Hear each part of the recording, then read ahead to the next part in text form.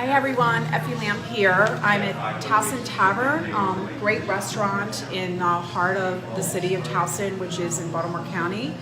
I am here with Rob Bassett, who is part of Residential Mortgage Services, and he's been a Baltimore County native also, but a mortgage industry leader for the last 17 years. And I asked him to join me here at Towson Tavern to talk about the three main misconceptions buyers have about obtaining loans.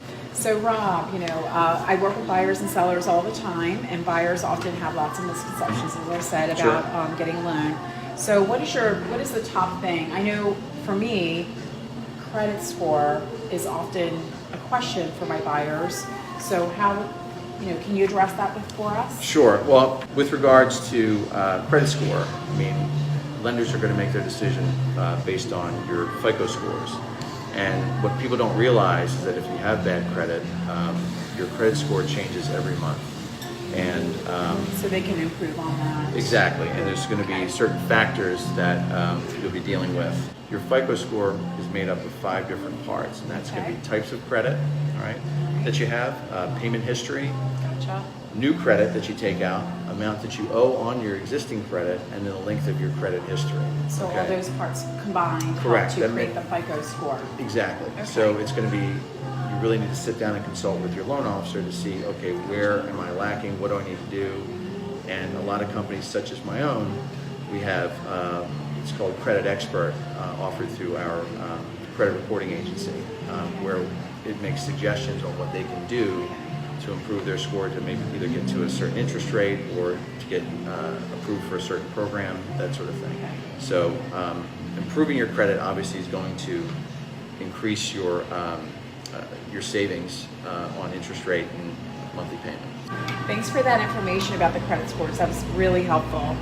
I think I hear more of a misconception about 20% down for getting a loan. So can you talk a little bit about that? Absolutely. That is a big misconception out there with buyers. You do not need 20% down to purchase a home. There are several different programs that are available to people. You're going from no money down, 100% financing, to 3.5% down.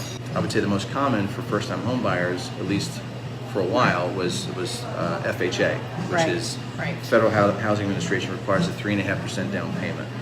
You can also get up to a 6% seller concession to assist to assist with closing costs, and where sometimes you can actually have people putting down exactly 3.5% in certain circumstances. You have the Department of Veteran Affairs, or VA, if you served in the military, 100% financing on that. And they don't have mortgage insurance on that product. I've had a lot of vets use that product. Really great. They do have a funding fee that's involved. But we can sometimes negotiate that into the contract. Right, or most of the time the veterans finance that into their loan, so it's a true 100% financing transaction. Now, same thing if you're buying in a rural area and you fit a certain income profile, you can go through U.S. Department of Agriculture or USDA, rural housing, another 100% financing product. Some of my buyers have taken advantage of that. Oh yes, absolutely. And now, and also with conventional financing, Fannie Mae and Freddie Mac, you can put down as little as 3% on that. And that's really great news. Oh, absolutely. So it's a big change, and some of my first-time home buyers are switching to do that. Right, and there's really also advantageous. There's also some income-based programs there too that are available, and also, of course, there is the Maryland Mortgage Program, which associate with a lot of grants. We also have the settlement expense loan program that's offered through them as well. And that's another one that's, of course... So it's just like lots of programs out there, different, it depends on the person, it depends on the property, lots of, things, but and you don't need 20% down. No, they just need to... Which is great news. Absolutely. I think the last pressing issue that I've had a lot of, because I do work with all kinds of buyers, but, first-time home buyers can tend to be a big part of my business, is that they often are straddled with these student loans.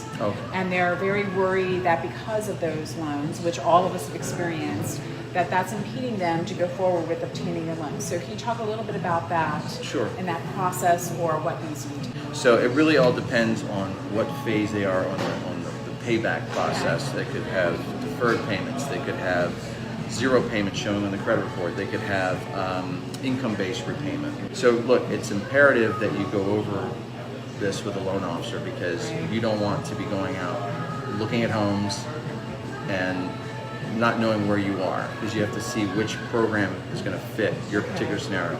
It's not impossible, not at all. I mean, the majority of my customers have student loans of some sort, so it's just a matter of finding the right program that's going to fit them. So that initial consultation and analysis of They just need to that. meet with you to look at their situation and give them really honest assessment of where they are and what they can do. Right. It sounds Because great. I mean, it's part of the world today. We all Yes. have student loan debt. Yes, I but mean, but it doesn't mean because you have a loan, you cannot go forward right, with a mortgage. right, Great. absolutely.